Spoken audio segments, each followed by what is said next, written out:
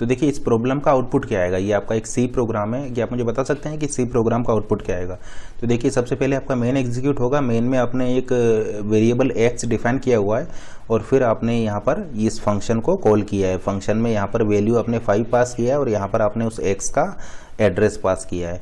फिर देखिए इस फंक्शन को देखते हैं। इस फंक्शन में आपके ये दो पैरामीटर होंगे। फर्स्ट पैरामीटर है एन और सेकंड पैरामीटर है आपका ये इंटीजर पॉइंटर, क्योंकि आपने यहाँ पर एड्रेस पास किया है तो उसको रिसीव करने के लिए यहाँ पर आपने एक इंटीजर पॉइंटर लिया हुआ है ताकि इस एड्रेस को ये रिसीव कर पाए। फिर उसके बाद में देखिए यहाँ पर आपने फिर दो वेरिएबल और डिफाइन किए हुए हैं टी एंड एफ, और फिर आपने यहाँ पर चेक किया है इस कंडीशन के लिए कि अगर एन की value less than equal to 1 है तो आपका ये यहाँ से ये वैल्यू को 1 करके रिटर्न कर जाएगा, एल्स आपका ये वाली कोड एग्जीक्यूट होगा। ठीक है ना। अगर इफ कंडीशन ट्रू है तो आपका प्रोग्राम यहाँ से टर्मिनेट हो जाएगा, यहाँ से रिटर्न कर जाएगा। अदरवाइज अगर ये इफ वाली कंडीशन आपका फेल कर जाता है तो फिर आपका ये लाइन्स यहाँ पर एग्जीक्यूट होंगी। तो जैसे कि आप देख पा रहे हैं ये फिर से आपका फन फंक्शन को कॉल कर दे रहा है, यानी इसका मतलब यहाँ पर रिकर्शन लगा हुआ है।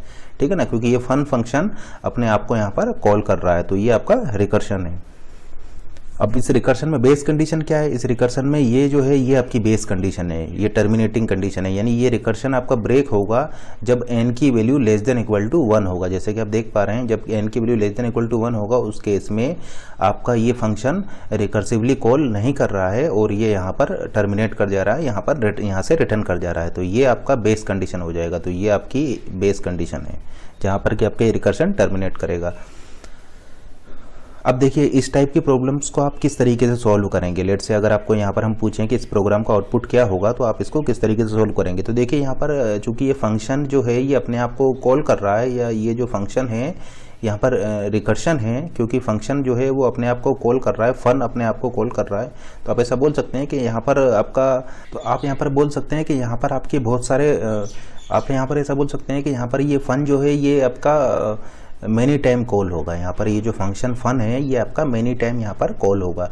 तो अब चूंकि यहाँ पर ये रिकर्शन है तो इसमें रिकर्सिव कॉल जाएंगी, तो आपको इनका इस प्रोग्राम का ट्रैक रखना होगा। लेट से ये फंक्शन जो है ये अपने दूसरे फंक्शन को कॉल कर दे रहा है, फिर दूसरा फंक्शन तीसरे फंक्शन को कॉल कर दे रहा है। तो इस तरीके से ये आपके बहुत सारी कॉल्स यहाँ पर जाएंगी।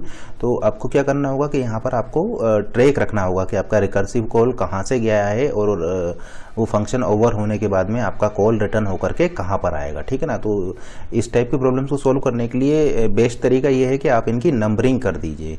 ठीक है ना। देखिए ये तो आपकी बेस कंडीशन है, ये आपका केवल देखिए ये तो आपकी बेस कंडीशन है जहाँ पर कि आपका रिकर्शन ब्रेक होगा। ठीक है ना। तो आप एक काम कर सकते हैं कि यहाँ पर इनकी स्टेटमेंट्स की नंबरिंग कर सकते हैं। नंबरिंग करने से आपको क्या फ़ायदा होगा, नंबरिंग करने से आपको ये फ़ायदा होगा कि आपको ये पता लग जाएगा कि आपका एग्जीक्यूशन कहाँ तक हो चुका है और आपको कहाँ से अपना एग्जीक्यूशन रिज्यूम करना है। ठीक है ना। क्योंकि रिकर्शन के केस में आपका ये जो फंक्शन है ये आप ऐसा बोल सकते हैं कि ये खुद को कॉल करेगा तो इसकी बहुत सारी कॉपीज़ क्रिएट होंगी। इसी सेम फंक्शन फन की मल्टीपल कॉपीज़ यहाँ पर क्रिएट होंगी। तो उनको ट्रैक करने के लिए एक काम करते हैं कि हम यहाँ पर ये इनकी स्टेटमेंट्स की नंबरिंग कर देते हैं, ये रिमेंबर रखने के लिए, ये ट्रैक रखने के लिए कि ये कहाँ तक आपका एग्जीक्यूट हो चुका है। तो आप ये ध्यान रखिएगा कि जब भी आपका रिकर्शन का कोई प्रोग्राम है और वहाँ पर अगर कोई इस टाइप की सिचुएशन आती है तो आप स्टेटमेंट्स की नंबरिंग कर दीजिएगा, जिससे कि आपका जो है वो प्रॉब्लम को सॉल्व करने में आपको इजी होगा, जिससे कि आपको इजी होगा और आपको ये पता लग जाएगा कि आपका प्रोग्राम इसको सॉल्व करने में, प्रोग्राम को सॉल्व करने में आपको इजी होगा और इजीली आप अपने प्रोग्राम को ट्रैक यहाँ पर कर पाएंगे। तो ये प्रोग्राम को ट्रैक करने के लिए हमने इन स्टेटमेंट्स की नंबरिंग कर। तो देखिए इस मेन फंक्शन को एग्जीक्यूट कराते हैं। ये मेन फंक्शन आपका एग्जीक्यूट हो रहा है। तो देखिए यहाँ पर इस वेरिएबल एक्स के लिए, तो देखिए यहाँ पर इस वेरिएबल एक्स के लिए आपका एलोकेशन होगा। तो लेट से ये आपका वेरिएबल एक्स है 1000 मेमोरी लोकेशन पर, वेरिएबल एक्स के लिए लोकेशन 1000 मेमोरी एड्रेस पर लेट से इस इंटीजर वेरिएबल एक्स के लिए लोकेशन हुआ है और इसकी वैल्यू आपने 15 यहाँ पर असाइन कर दिया है। उसके बाद में देखिए इस प्रिंटफ फंक्शन को एग्जीक्यूट कराते हैं। देखिए यहाँ पर आपने क्या पास किया है, यहाँ पर आपने 5 वैल्यू पास किया है एंड m% ऑफ x, यानी इस x का एड्रेस यहाँ पर पास किया है। तो आप ऐसा बोल सकते हैं कि यहाँ पर आपने 5 वैल्यू पास किया है और इस x का एड्रेस 1000 आपने यहाँ पर पास किया है और आपने इस फंक्शन फन को यहाँ पर कॉल कर दिया है। तो देखिए ये आपका मेन फंक्शन था। मेन ने देखिए कॉल किया है फन को और फन में पैरामीटर पास किए हैं अपने 5 एंड 1000। अब देखिए, अब चूंकि मेन ने इस फन को कॉल कर दिया है, मेन ने इस फन को कॉल कर दिया है, तो मेन वाला फंक्शन चला जाएगा आपका स्टैक में, और ये फंक्शन जो है, ये फन वाला जो फंक्शन है ये आपका एग्जीक्यूशन में आ जाएगा। तो देखिए ये वाला फंक्शन अब आपका एग्जीक्यूशन में आ जाएगा और मेन चला जाएगा आपका स्टैक में, क्योंकि देखिए मेन ने कॉल किया है, मेन फंक्शन ने कॉल किया है इस फंक्शन फन को, तो फन आपका एग्जीक्यूशन में आ जाएगा और ये मेन जो है ये आपका स्टैक में चला जाएगा। तो अब हम इस फन फंक्शन को एग्जीक्यूट कराते हैं। तो देखिए यहाँ पर इस n की वैल्यू क्या होगी, n की वैल्यू हो जाएगा आपका 5। देखिए n की वैल्यू हो गई आपकी 5, और ये fp क्या है, fp आपका एक पॉइंटर है जो कि एक इंटीजर के एड्रेस को रिसीव करेगा। तो यहाँ पर वो एड्रेस क्या है आपका 1000। तो आप ऐसा बोल सकते हैं कि n की वैल्यू 5 हो जाएगा और ये जो fp है इसकी वैल्यू हो जाएगा आपका 1000। अब देखिए ये दो नए वेरिएबल आपने यहाँ पर क्रिएट किए हुए हैं, t एंड f। तो एक वेरिएबल यहाँ पर t होगा, ठीक है ना, ये दो नए वेरिएबल आपने यहाँ पर डिफाइन किए हुए हैं। तो एक वेरिएबल आपका यहाँ पर t होगा और एक वेरिएबल आपका यहाँ पर f होगा। उसके बाद में देखिए n की वैल्यू क्या है 5, आप यहाँ पर चेक करेंगे 5 is less than equal to 1, condition आपका फॉल्स हो जाएगा। अब चूंकि कंडीशन आपका फॉल्स हो गया है तो आप इन लाइंस को यहाँ पर एग्जीक्यूट करेंगे। तो देखिए इसकी ये फर्स्ट लाइन को हम एग्जीक्यूट कराते हैं। देखिए यहाँ पर आपकी ये 4 लाइन्स यहाँ पर एग्जीक्यूट होंगी, 1 2 3 एंड 4। तो हम इसकी फर्स्ट लाइन को एग्जीक्यूट करा रहे हैं। तो फर्स्ट लाइन है आपका t is equal to fun, t is equal to fun n-1। n की वैल्यू क्या है, अभी n की वैल्यू है आपका 5, n-1 हो जाएगा आपका 4 कोमा fp की वैल्यू क्या है, fp की वैल्यू है आपका 1000। तो आपका ये कॉल हो जाएगा। तो जैसे कि आप देख पा रहे हैं ये जो है ये आपका फर्स्ट स्टेटमेंट में ही फिर से कॉल हो गया है। तो आपका ये वाला जो फंक्शन है ये आपका चला जाएगा स्टैक में, और ये नया वाला फंक्शन जो है ये आपका एग्जीक्यूशन में आ जाएगा। तो ये अब आपका एग्जीक्यूशन में आ चुका है, ठीक है ना। तो ये वाला जो फंक्शन था फन, ये आपका स्टैक में चला जाएगा और ये नया वाला फंक्शन जो है अब एग्जीक्यूशन में आ जाएगा, क्योंकि इस फंक्शन ने इसको कॉल कर दिया है। अब देखिए यहाँ पर फिर से इसको एग्जीक्यूट कराते हैं। यहाँ पर फिर से देखिए n की वैल्यू क्या हो जाएगा, n की वैल्यू हो जाएगा आपका 4। तो जैसे कि आप देख पा रहे हैं n की वैल्यू हो गई आपका 4। fp क्या है, fp आपका हो जाएगा यहाँ पर 1000। तो fp हो गया आपका यहाँ पर 1000। फिर देखिए फिर दो नए वेरिएबल आपके यहाँ पर क्रिएट होंगे t एंड f। तो ये दो नए वेरिएबल आपने यहाँ पर क्रिएट किए t एंड f। फिर से कंडीशन चेक करते हैं, 4 is less than equal to 1, condition false, यानी फिर से ये आपके 4 स्टेटमेंट यहाँ पर एग्जीक्यूट होंगे, 1 2 3 एंड 4।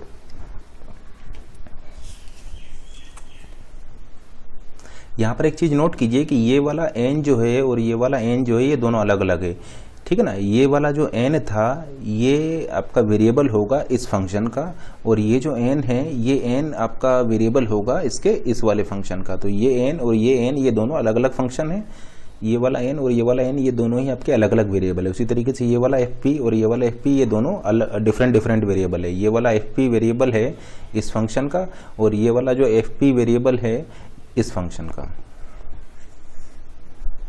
तो आप ऐसा बोल सकते हैं कि ये वाला जो फंक्शन था ये आपका स्टैक में चला गया है और आपका ये फंक्शन आपका अब एग्जीक्यूशन में आ जाएगा। तो इसको एग्जीक्यूट कराते हैं। इसकी देखिए फर्स्ट लाइन आपका एग्जीक्यूट होगा, t is equal to fun n-1, n की वैल्यू यहाँ पर 4 है, n-1 हो जाएगा आपका 3 कोमा fp की वैल्यू है इस समय पर 1000।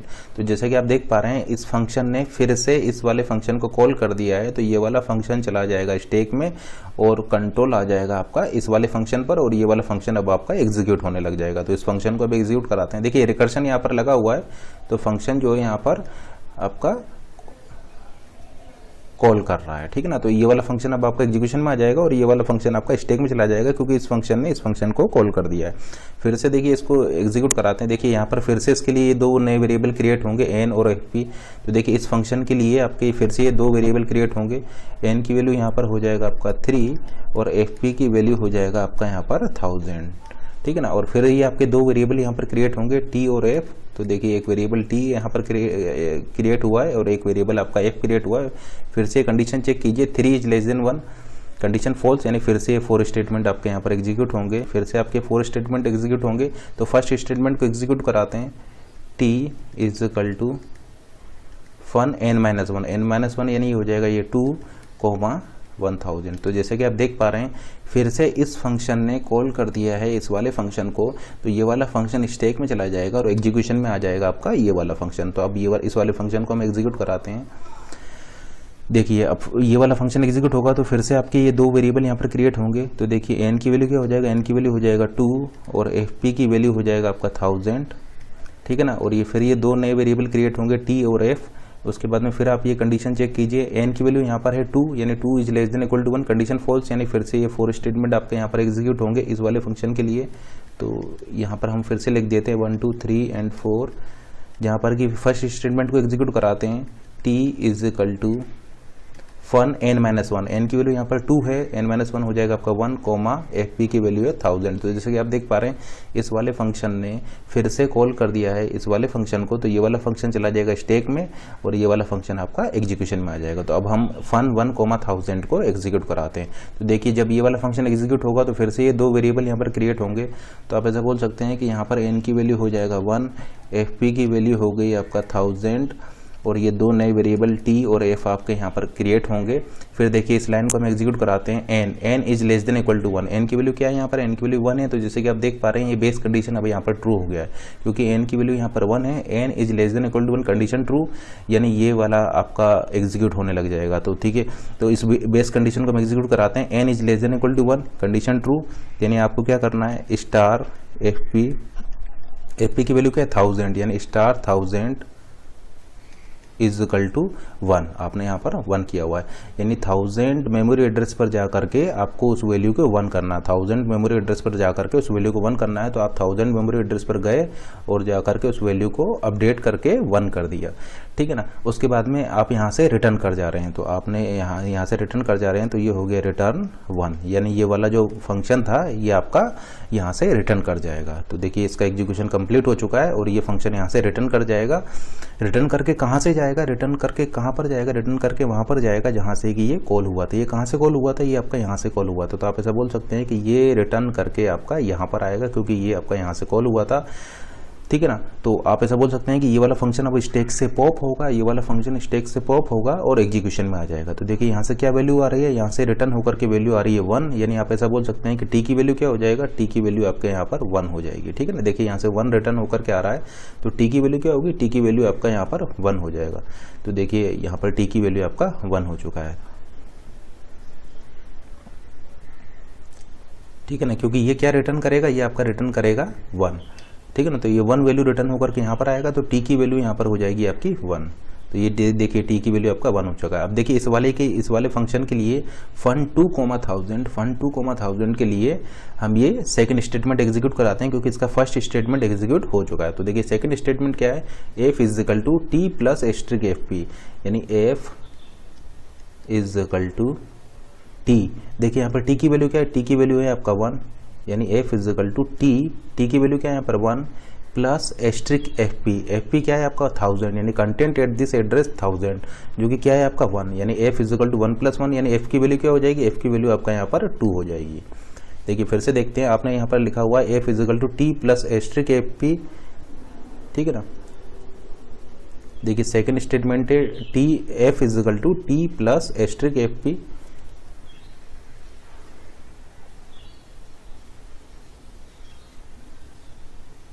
F is equal to T plus asterisk F p. अब देखिए यहाँ पर टी की वैल्यू क्या है, टी की वैल्यू है आपका 1, तो टी की वैल्यू आपने 1 पुट किया प्लस एस्ट्रिक एफ पी की वैल्यू क्या है, एफ पी की वैल्यू है आपका 1000, यानी आप ऐसा बोल सकते हैं कंटेंट एट दिस एड्रेस 1000, जो कि आपका है क्या है यहाँ पर 1 है, ठीक है ना। तो ये आपका 1 हो जाएगा, 1 प्लस 1 आपका क्या हो जाएगा 2 हो जाएगा। तो जैसे कि आप देख पा रहे हैं एफ पी की वैल्यू क्या हो जाएगी आपकी यहाँ पर 2 हो जाएगी।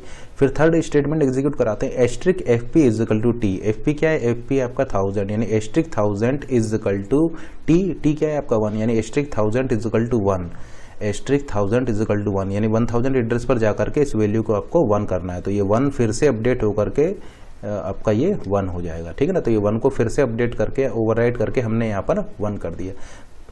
एक्स की वैल्यू क्या है, अभी एक्स की वैल्यू है यहाँ पर आपका 1। तो ये आपका ये थर्ड लाइन भी यहाँ पर एग्जीक्यूट हो चुकी है, क्योंकि आपने एस्ट्रिक एफ पी को आपने यहाँ पर 1 कर दिया, क्योंकि टी की वैल्यू क्या है यहाँ पर 1 है।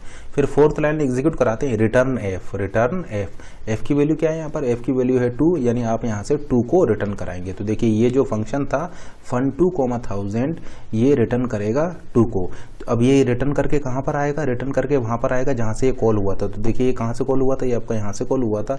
तो आप ऐसा बोल सकते हैं इसका एग्जीक्यूशन कंप्लीट हो चुका है।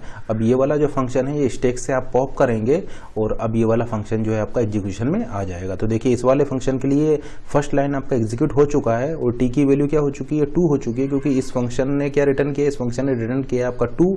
तो ये यहाँ पर आएगा। तो टी की वैल्यू क्या हो चुकी है, यहाँ पर टी की वैल्यू आपका यहाँ पर 2 हो चुकी है, ठीक है ना। तो अब इस फंक्शन के लिए fun3, 1000 के लिए सेकंड स्टेटमेंट एग्जीक्यूट कराते हैं। सेकंड स्टेटमेंट है f is equal to T plus asterisk F p. T की वैल्यू क्या है यहाँ पर 2, टी की value 2 plus asterisk F P यानी एस्ट्रिक 1000 यानी कंटेंट एट दिस एड्रेस 1000 और 1000 एड्रेस का कंटेंट क्या है आपका 1, यानी ये हो जाएगा आपका 2 + 1 यानी f की वैल्यू हो जाएगी आपका यहाँ पर 3।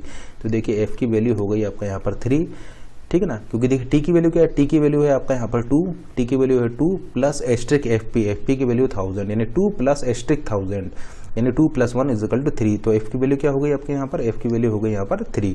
अब इसके लिए थर्ड स्टेटमेंट एग्जीक्यूट कराते हैं, एस्ट्रिक एफ पी यानी एफ पी की वैल्यू क्या है 1000 यानी एस्ट्रिक 1000 = टी और टी की वैल्यू क्या है यहाँ पर 2 यानी 1000 एड्रेस पर जा करके अब इसको अपडेट करके आपको 2 करना है। तो ये आपने 2 कर दिया। देन रिटर्न एफ की वैल्यू क्या है 3 यानी आप यहाँ पर इस 3 को रिटर्न करा देंगे, ठीक है ना, क्योंकि यहाँ पर आप एफ की वैल्यू 3 है तो इस 3 को आप रिटर्न करा रहे हैं। अब फिर से आप रिटर्न करा के वहाँ पर जाएंगे जहाँ से ये कॉल हुआ था। अब देखिए आपका यहाँ से कॉल हुआ था, तो आप ऐसा बोल सकते हैं कि ये इस फंक्शन, ये वाला फंक्शन क्या रिटर्न कर रहा है, ये वाला फंक्शन 3 रिटर्न कर रहा है। तो टी की वैल्यू क्या हो जाएगी यहाँ पर, टी की वैल्यू हो जाएगी आपका 3। अब देखिए स्टैक से आप इस वाले फंक्शन को पॉप करेंगे, fun4, 1000 को आप पॉप करेंगे और आपका ये अब एग्जीक्यूशन में आ जाएगा। तो देखिए इसकी फर्स्ट लाइन एग्जीक्यूट हो चुकी है, टी की वैल्यू आपका 3 हो चुका है। अब इसकी सेकंड लाइन को एग्जीक्यूट कराते हैं। सेकंड लाइन है f = t plus asterisk F p. T क्या है आपका 3 यानी 3 plus content at this 1000 address यानी 3 प्लस एस्ट्रिक 1000, एस्ट्रिक 1000 है आपका 2 यानी 3 + 2 यानी ये क्या हो जाएगा आपका 5 हो जाएगा, यानी f की वैल्यू क्या हो गई आपकी 5 हो गई। तो ये f की वैल्यू अब आपका यहाँ पर 5 हो जाएगा। फिर देखिए एस्ट्रिक एफ पी की वैल्यू क्या है 1000 यानी एस्ट्रिक 1000 = टी और टी की वैल्यू क्या है यहाँ पर 3 यानी 1000 एड्रेस पर जाकर के आपको इस वैल्यू को अपडेट करके 3 कर देना है। फिर रिटर्न एफ क्या है आपका 5 यानी ये वाला फंक्शन आपका 5 वैल्यू को रिटर्न करेगा। अब देखिए रिटर्न करके कहाँ पर जाएगा, ये वहाँ पर जाएगा जहाँ से ये कॉल हुआ था।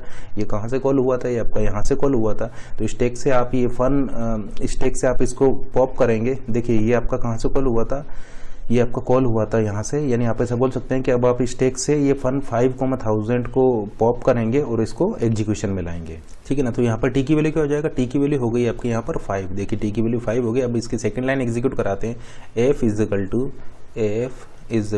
टी प्लस यानी टी की वैल्यू क्या है यहाँ पर 5 प्लस एस्ट्रिक एफ पी यानी एस्ट्रिक 1000, एस्ट्रिक 1000 है आपका 3 यानी 5 + 3 ये आपका हो जाएगा 8 यानी f की वैल्यू आपकी यहाँ पर हो गई 8, ठीक है ना। तो f की वैल्यू हो चुकी है आपका 8। अब इसके लिए थर्ड स्टेटमेंट को एग्जीक्यूट कराते हैं, एस्ट्रिक एफ पी की वैल्यू है 1000 यानी एस्ट्रिक 1000 = टी और टी की वैल्यू है आपका 5 यानी ये वाली वैल्यू फिर से अपडेट होकर के आपका अब 5 हो जाएगा। एंड रिटर्न एफ की वैल्यू क्या है आपका 8 यानी ये 8 वैल्यू को आप यहाँ पर रिटर्न करेंगे।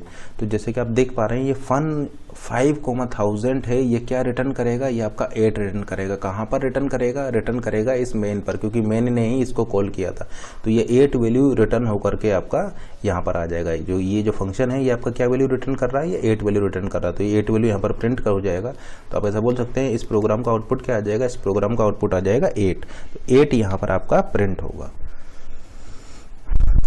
तो ये अब आपको समझ में आ गया होगा कि हमने इन स्टेटमेंट्स की नंबरिंग क्यों की है, क्योंकि अगर आप नंबरिंग इस तरीके से कर देते हैं तो फिर आपको ये प्रोग्राम को ट्रैक करना आपके लिए इजी रहेगा। इजीली आप इस प्रोग्राम को ट्रैक कर सकते हैं। तो आप यहाँ पर क्या देख रहे हैं, मैंने इन्हें कॉल किया था fun5, 1000 को, तो मेन स्टैक में चला गया, एग्जीक्यूशन में आ गया fun5, 1000। फिर इस फन 5,1000 ने कॉल कर दिया है फन 4,1000 को, तो ये फन 5,1000 चला गया स्टैक में और एग्जीक्यूशन में आ गया आपका फन 4,1000। अब इस फन 4,1000 ने कॉल कर दिया है फन 3,1000 को, तो ये फन 4,1000 चला जाएगा स्टैक में और एग्जीक्यूशन में आ जाएगा आपका फन 3,1000। अब इस फन 3,1000 ने कॉल किया है फन 2,1000 को, तो ये फन 3,1000 चला जाएगा स्टैक में और एग्जीक्यूशन में आ जाएगा फन 2,1000। अब इस फन 2,1000 ने कॉल कर दिया है फन 1,1000 को, तो ये फन 2,1000 चला जाएगा स्टैक में और एग्जीक्यूशन में आ जाएगा आपका फन 1,1000। अब जब ये फन 1,1000 एग्जीक्यूट होगा तो ये रिटर्न करेगा 1, रिटर्न करके ये यहाँ पर आएगा। तो आप ऐसा बोल सकते हैं कि ये फन 1,1000 का एग्जीक्यूशन कंप्लीट हो चुका है। तो अब आप फन 2,1000 को स्टैक से पॉप करेंगे और इसको एग्जीक्यूशन को कंटिन्यू करेंगे। फिर ये फन 2,1000 जो है इसका एग्जीक्यूशन कंप्लीट हो जाएगा और ये रिटर्न करेगा 2 वैल्यू, जो कि रिटर्न होकर के आएगी इस फन 3,1000 वाले फंक्शन में। तो आप इस फन 3,1000 वाले फंक्शन को स्टैक से पॉप करेंगे और इसके एग्जीक्यूशन को रिज्यूम करेंगे। तो जैसे कि आप देख पा रहे हैं ये फन 3,1000 जब आपका कंप्लीट हो जाएगा तो ये रिटर्न करेगा ये 3 वैल्यू और ये 3 वैल्यू रिटर्न करेगा आपका इस फन 4,1000 वाले फंक्शन में। तो आप स्टैक से फन 4,1000 वाले फंक्शन को पॉप करेंगे और फिर इसके एग्जीक्यूशन को रिज्यूम करेंगे। तो फिर आप देख रहे हैं कि ये फन 4,1000 आपका 5 वैल्यू को रिटर्न कर रहा है, यानी फन 4,1000 आपका एग्जीक्यूशन कंप्लीट करने के बाद ये 5 वैल्यू को रिटर्न करेगा, ये वैल्यू रिटर्न करेगा इस फन 5,1000 वाले फंक्शन में। तो आप स्टैक से फन 5,1000 वाले फंक्शन को पॉप करेंगे और इसके एग्जीक्यूशन को कंप्लीट करेंगे। और जैसे कि आप देख पा रहे हैं ये फन 5,1000 वाला फंक्शन जो है इसके एग्जीक्यूशन के कंप्लीट होने के बाद में ये रिटर्न कर रहा है 8 को और ये 8 रिटर्न करेगा इस मेन फंक्शन को। तो स्टैक से आप इस मेन वाले प्रोग्राम को पॉप करेंगे और इस मेन के एग्जीक्यूशन को कंटिन्यू करेंगे। तो जैसे ही आप मेन के एग्जीक्यूशन को कंटिन्यू करेंगे तो ये आपका आउटपुट में यहाँ पर 8 प्रिंट कर देगा। तो इस तरीके से ये आपका ये रिकर्शन वर्क कर रहा है। जैसे कि आप देख पा रहे हैं पहले आपका ये कॉल किया है, ये आपका कॉलिंग का सीक्वेंस है। इस तरीके से देखिए ये कॉल कर रहा है और फिर उसके बाद में जब ये एग्जीक्यूशन इसका और फिर जब आपका यहाँ पर ये बेस कंडीशन इसको मीट कर गया, बेस कंडीशन पर ये पहुँच चुका है, बेस कंडीशन के पहुँच करने के बाद में फिर ये आपका ये बैक ट्रैक कर रहा है। तो इस तरीके से आपका ये रिकर्शन वर्क करता है। देखिए सबसे पहले ये कॉलिंग सीक्वेंस है, इस तरीके से ये कॉल करता आ रहा है, बेस कंडीशन मीट किया, बेस कंडीशन मीट करने के बाद में फिर ये आपका ये बैक ट्रैक करके ओरिजिनल फंक्शन की तरफ आ रहा है। तो इस तरीके से रिकर्शन वर्क करता है। पहले आपका ये कॉल कर रहा है और फिर आपका ये अपोजिट डायरेक्शन में बैक ट्रैक करके उसको सॉल्व करता जा रहा है। ठीक है ना।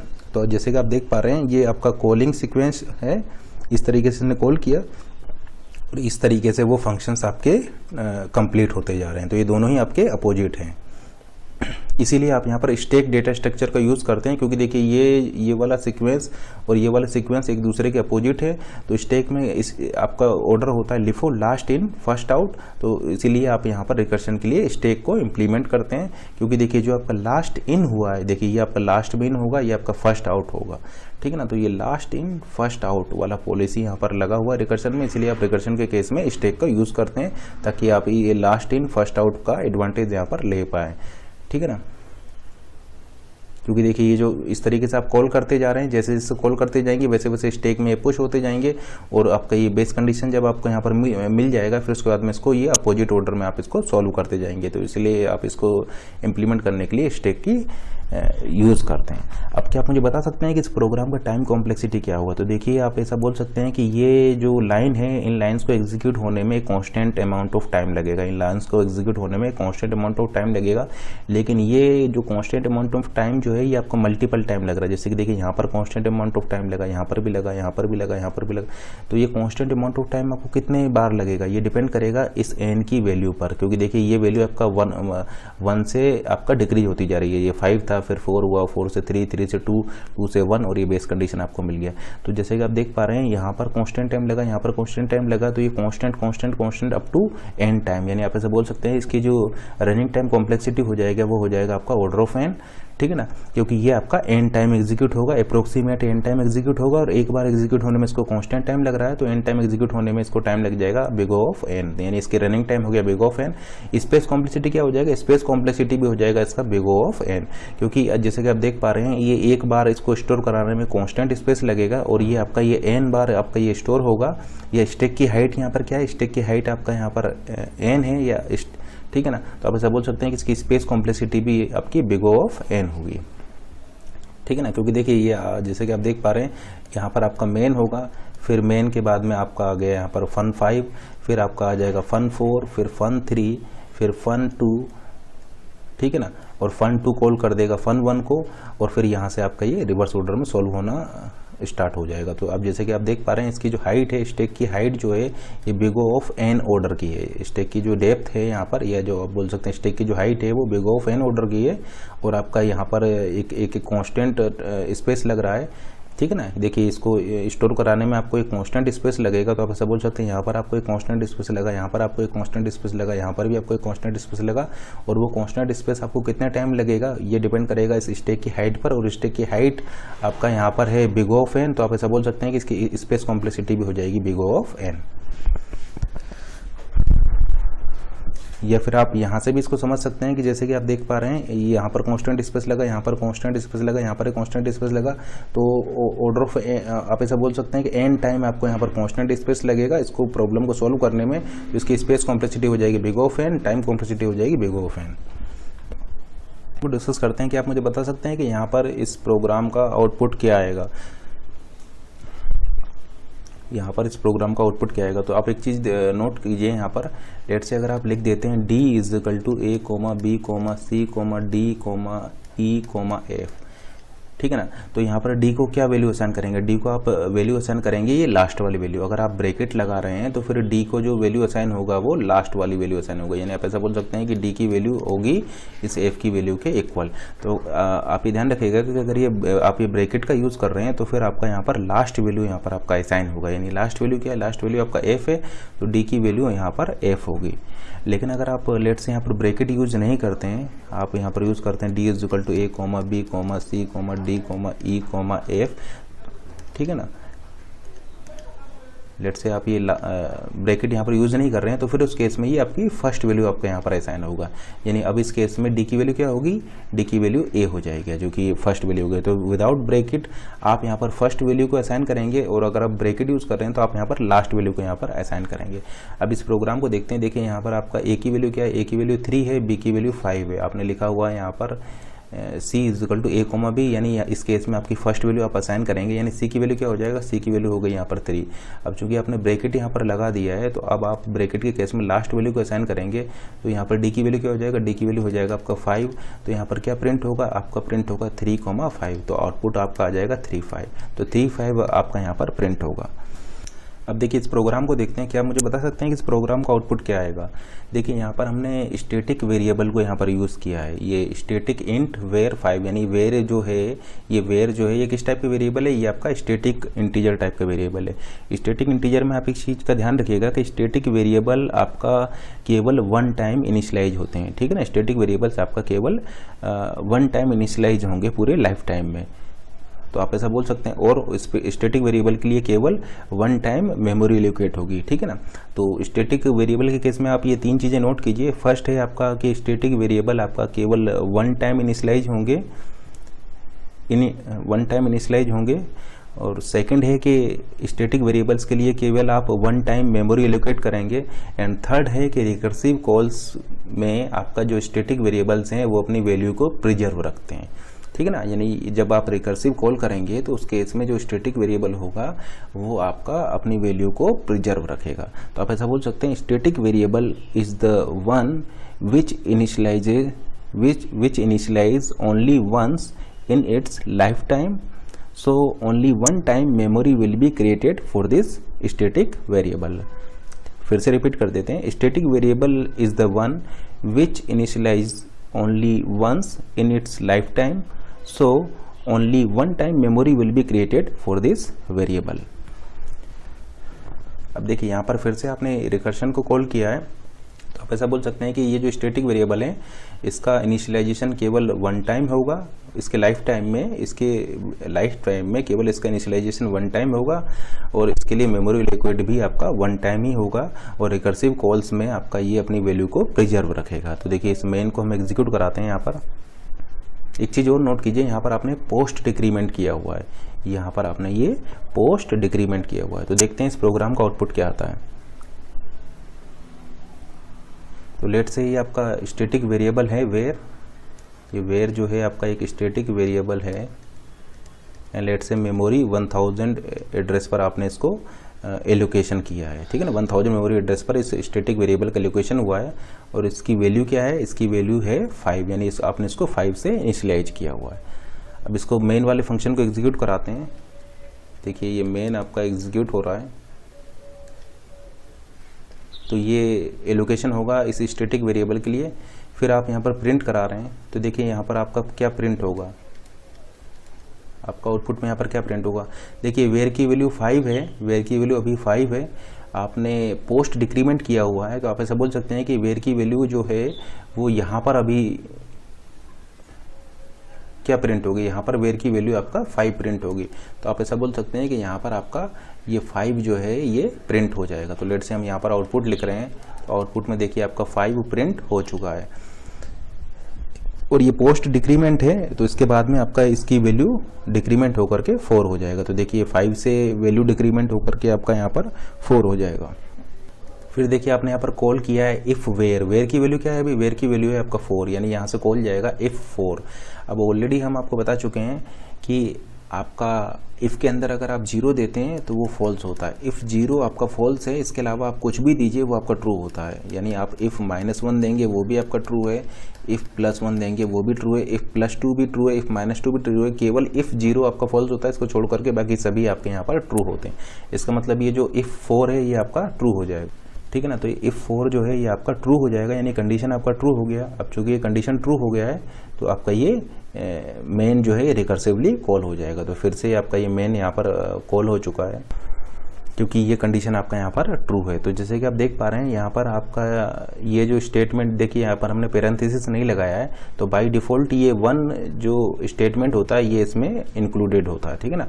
अगर या तो आप यहाँ पर पैरेंथेसिस लगा सकते हैं, ठीक है ना, अगर आपने यहाँ पर पैरेंथेसिस नहीं लगाया है तो बाय डिफ़ॉल्ट ये 1 स्टेटमेंट इसमें इंक्लूड होगा।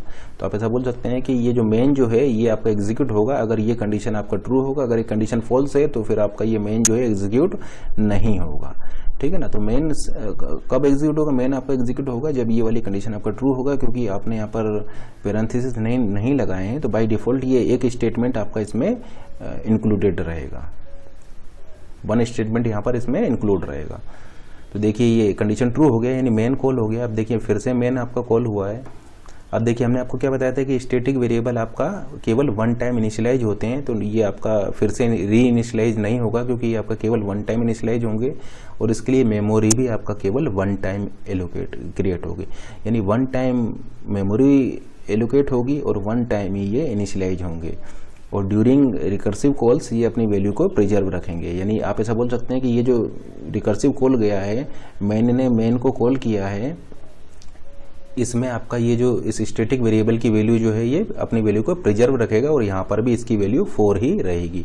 अब देखिए यहाँ पर आपने इसको कराया प्रिंट, तो देखिए यहाँ पर क्या प्रिंट होगा, देखिए वेयर माइनस ये पोस्ट डिक्रीमेंट है, तो आप ऐसा बोल सकते हैं कि अभी वैल्यू क्या है, अभी वैल्यू 4 है, यानी आपका यहाँ पर 4 आपका यहाँ पर प्रिंट हो जाएगा। तो देखिए ये 4 वैल्यू आपका यहाँ पर प्रिंट हो चुका है एंड फिर उसके बाद में ये पोस्ट डिक्रीमेंट होगा, डिक्रीमेंट होकर के वैल्यू 4 से हो जाएगा आपका 3 और फिर आपका यहाँ पर ये कॉल करेगा इफ़ 4 को, इफ़ वेयर को, और वेयर की वैल्यू क्या है, अभी वेयर की वैल्यू 3 है, यानी यहाँ से कॉल गया इफ़ 3 को। अब कंडीशन आपका ट्रू है, फिर से ये आपका मेन आपका कॉल हो जाएगा। इसको फिर से देखते हैं। देखिए ये जो है आपका main function call, main function execute हो रहा है। ये आपका स्टैटिक वेरिएबल है, इसके लिए मेमोरी में एलोकेशन हुआ है 1000 मेमोरी एड्रेस पर और इसकी वैल्यू क्या है आपका 5 है। फिर देखिए आपने यहाँ पर प्रिंट कराया है, तो आउटपुट में क्या प्रिंट होगा, आउटपुट में आपका यहाँ पर 5 प्रिंट हो जाएगा और 5 प्रिंट होने के बाद में फिर आपका ये पोस्ट डिक्रीमेंट होगा, तो ये 5 से वैल्यू आपका 4 हो जाएगा। फिर ये कंडीशन आपका चेक होगा, इफ़ 4 कंडीशन आपका ट्रू है तो फिर से आपका ये मेन वाला फंक्शन जो है ये कॉल हो जाएगा।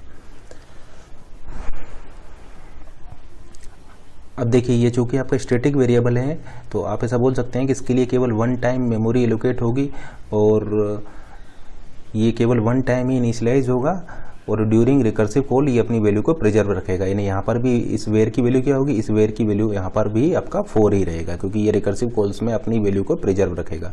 यानी ये स्टैटिक वेरिएबल है तो रिकर्सिव कॉल्स में इसकी वैल्यू प्रिजर्व रहेगी। तो यहाँ पर इसकी वैल्यू क्या है, वेयर की वैल्यू है आपका यहाँ पर 4। तो देखिए आपका क्या प्रिंट होगा, प्रिंट यहाँ पर हो जाएगा आपका 4 यानी आउटपुट में आपका प्रिंट हो चुका है यहाँ पर 4। फिर ये पोस्ट डिक्रीमेंट है तो डिक्रीमेंट होकर के ये वैल्यू 4 से हो जाएगा आपका 3। और फिर आप कंडीशन चेक कर रहे हैं इफ़ वेयर पर, यानी अपने कंडीशन चेक किया इफ़ 3 कंडीशन आपका ट्रू है तो आपका फिर से ये मेन एग्जीक्यूट हो जाएगा। अब ये मेन एग्जीक्यूट हुआ है तो फिर से आप ऐसा बोल सकते हैं कि ये वेरिएबल आपने यहाँ पर स्टैटिक वेरिएबल लिया हुआ है, तो यहाँ पर इस वेयर की वैल्यू क्या होगी, इस वेयर की वैल्यू आपका 3 ही रहेगी, क्योंकि ये ड्यूरिंग रिकर्सिव कॉल्स अपनी वैल्यू को प्रिजर्व रखेगा। तो यहाँ पर वेयर की वैल्यू क्या है 3, तो यहाँ पर क्या प्रिंट होगा, यहाँ पर आपका 3 प्रिंट हो जाएगा। यानी आप ऐसा बोल सकते हैं कि आउटपुट में आपका यहाँ पर 3 प्रिंट हो चुका है। फिर ये पोस्ट डिक्रीमेंट होगा, ये 3 से डिक्रीमेंट होकर के आपका 2 हो जाएगा।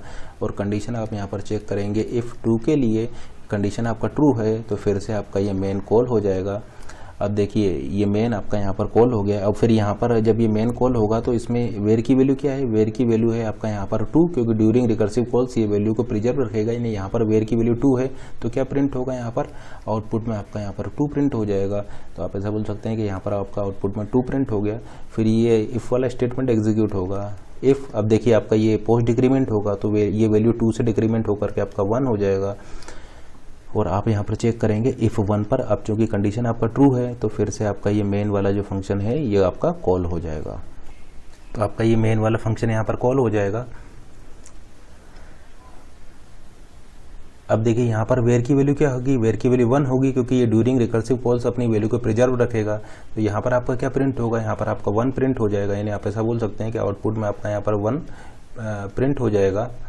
यानी देखिए आउटपुट में आपका यहाँ पर ये 1 प्रिंट हो चुका है। 1 प्रिंट होने के बाद में ये आपका ये पोस्ट डिक्रीमेंट होगा तो ये 1 से डिक्रीमेंट होकर के 0 हो जाएगा। और अब ये वेयर की वैल्यू क्या हो चुकी है, वेयर की वैल्यू 0 हो चुकी है। तो आप ऐसा बोल सकते हैं यहाँ पर आपका जो एग्जीक्यूट होगा वो एग्जीक्यूट होगा इफ़ 0 क्या है, कंडीशन फॉल्स, यानी कंडीशन यहाँ पर फॉल्स कर जाएगा और ये आपका इसका एग्जीक्यूशन आपका कंप्लीट हो चुका है। ठीक है ना। देखिए इफ़ 0 कंडीशन फॉल्स, यानी ये आपका अब ये मेन को कॉल नहीं करेगा। तो इसके लिए बेस कंडीशन क्या होगी, बेस कंडीशन होगी इफ़ 0, क्योंकि इफ़ 0 पर ये आपका रिकर्सिवली कॉल नहीं करेगा और ये आपका रिकर्शन टर्मिनेट कर जाएगा। तो जैसे यहाँ पर आप देख पा रहे हैं ये कंडीशन आपका फेल कर गया। अब कंट्रोल रिटर्न होकर के आपका यहाँ पर आएगा और फिर ये आपका कंप्लीट कर जाएगा। ये वाला देखिए ये वाला मेन आपका कंप्लीट कर चुका है, क्योंकि यहाँ पर कंडीशन फॉल्स हो गया इफ़ 0, ये मेन आपका कंप्लीट हो चुका है। ठीक है ना। तो ये वाला जो मेन है ये आपका कंप्लीट हो चुका है। अब देखिए ये वाला मेन जो है ये भी आपका कंप्लीट हो चुका है। तो कंट्रोल रिटर्न होकर के आपका देखिए ये वाला मेन आपका कंप्लीट हो चुका है, क्योंकि यहाँ पर इफ़ 0 यानी कंडीशन आपका फॉल्स फेल कर जाएगा और ये आपका ये जो मेन जो है ये आपका कंप्लीट हो चुका है। तो देखिए ये मेन आपका यहाँ पर कंप्लीट हो चुका है। कंट्रोल रिटर्न होकर के जाएगा आपका, देखिए कंट्रोल रिटर्न होकर के जाएगा देखिए इस वाले मेन पर। अब देखिए ये मेन भी आपका यहाँ पर कंप्लीट हो चुका है, ये वाला मेन भी आपका कंप्लीट हो चुका है। देन कंट्रोल रिटर्न होकर के जाएगा आपका इस वाले मेन पर। अब जैसे कि देख पा रहे हैं ये वाला मेन भी आपका कंप्लीट हो चुका है। तो देखिए ये अब जैसे कि आप देख पा रहे हैं ये वाला मेन भी आपका कंप्लीट हो चुका है। तो कंट्रोल रिटर्न होकर के जाएगा आपका इस वाले मेन पर। और जैसे कि आप देख रहे हैं ये वाला मेन भी आपका कंप्लीट हो चुका है, तो कंट्रोल रिटर्न होकर के जाएगा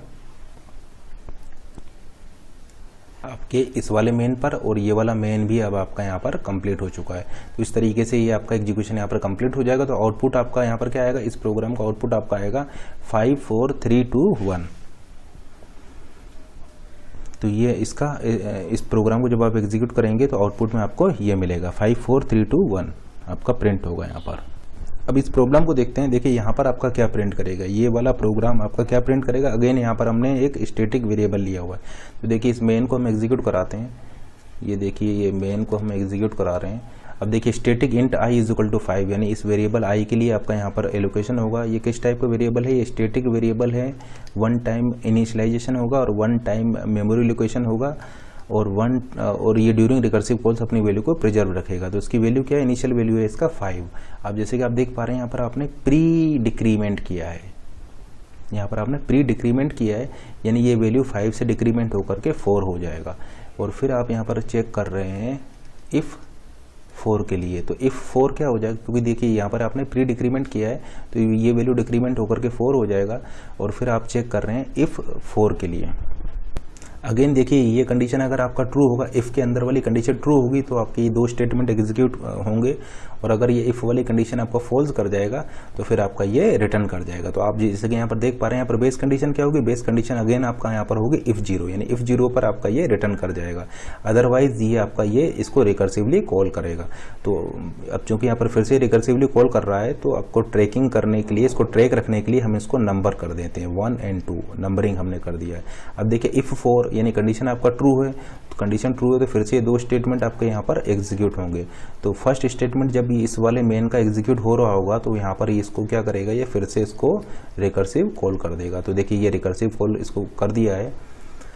अब देखिए यहाँ पर स्टैटिक इंट की वैल्यू क्या रहेगा, इंट की वैल्यू ये देखिए स्टैटिक इंट आई, तो आई की वैल्यू क्या रहेगी, आई की वैल्यू 4 रहेगी, क्योंकि ड्यूरिंग रिकर्सिव कॉल्स ये आई की वैल्यू यहाँ पर प्रिजर्व रहेगी। तो इस वाले मेन के लिए भी आई की वैल्यू क्या रहेगी, आई की वैल्यू आपका 4 ही यहाँ पर रहेगी। फिर देखिए आपने यहाँ पर लिखा हुआ इफ़ माइनस माइनस आई, यानी आई की वैल्यू यहाँ पर क्या होगा, आपने यहाँ पर प्री डिक्रीमेंट किया हुआ है, तो आपकी आई की वैल्यू 4 से डिक्रीमेंट होकर के यहाँ पर 3 हो जाएगा। तो आपका यहाँ पर आपका एग्जीक्यूट हो रहा है इफ़ 3 आपका ट्रू है तो फिर से ये दो स्टेटमेंट इसके लिए एग्जीक्यूट होंगे, 1 और 2। फर्स्ट स्टेटमेंट क्या है, फर्स्ट स्टेटमेंट है आपका मेन, यानी अगेन ये रिकर्शन में चला जाएगा आपका।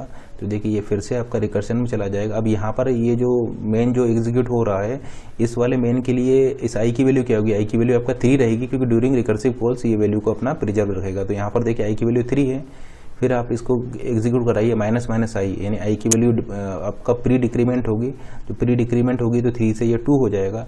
फिर आप यहाँ पर कंडीशन चेक कर रहे हैं, इफ़ 2 के लिए कंडीशन आपका ट्रू है तो फिर से ये दो स्टेटमेंट आपके यहाँ पर एग्जीक्यूट करेंगे। अब देखिए फर्स्ट स्टेटमेंट में फिर से आपने इस मेन को कॉल कर दिया है, तो फिर से आपका ये मेन पर आपका कंट्रोल चला जाएगा। अब ये यहाँ पर आपका आई की वैल्यू क्या होगी, आई की वैल्यू आपका 2 होगा, फिर से आपने ये डिक्रीमेंट किया है, प्री डिक्रीमेंट किया है, तो 2 से डिक्रीमेंट होकर के वैल्यू हो जाएगा 1, और यहाँ पर आ जाएगा आपका इफ़ 1 आपका ट्रू है तो फिर से आपके दो स्टेटमेंट एग्जीक्यूट होंगे, और ये फर्स्ट स्टेटमेंट में फिर ये आपका मेन को आपका रिकर्सिवली कॉल कर देगा। अब ये वाला मेन जो है ये आपका एग्जीक्यूशन में आ चुका है। अब इस मेन के लिए आई की वैल्यू क्या रहेगी, आई की वैल्यू रहेगी यहाँ पर 1, आपने प्री डिक्रीमेंट किया तो प्री डिक्रीमेंट करेंगे तो इसकी वैल्यू हो जाएगा 0, यानी आप यहाँ पर चेक करेंगे इफ़ 0 के लिए। अब चूंकि कंडीशन ट्रू है तो फिर ये दो स्टेटमेंट आपके एग्जीक्यूट नहीं होंगे, ठीक है ना, क्योंकि इफ़ 0 आपका ट्रू हो गया। इफ़ जीरो क्या है, कंडीशन फॉल्स हो गया है, कंडीशन फॉल्स हो गया है तो आपके ये दो स्टेटमेंट अब एग्जीक्यूट नहीं होंगे। तो इफ़ 0 यानी कंडीशन आपका यहाँ पर फेल कर गया है, यानी आप ऐसा बोल सकते हैं कि अभी ये दो स्टेटमेंट एग्जीक्यूट नहीं होंगे और ये यहाँ से आपका प्रोग्राम रिटर्न कर जाएगा।